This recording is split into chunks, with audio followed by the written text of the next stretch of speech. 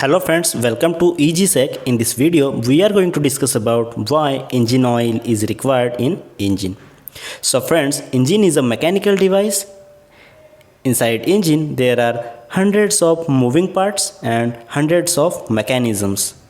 Inside engine, there is a combustion of fuel. And after combustion of that fuel, we get power output as a mechanical energy, and that we used for running vehicles and other work. As there is a combustion of fuel inside engine, there is generation of high temperature inside engine, as well as there are number of moving parts, there is metal to metal contact, so there will be generation of metal wearing. So friends, it is very important to protect the machines, protect the engine from abnormal wearing as well as overheating. There is need of some kinds of lubricant which will protect it, and engine oil is the lubricant which will protect against overheating as well as metal wearing.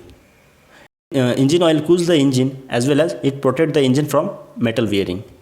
Therefore, engine oil is used inside engine, and it is very important for enhancing the life of engine. So friends, I hope you have got the information why there is need of engine oil in engine and why we use it. Thanks for watching the video.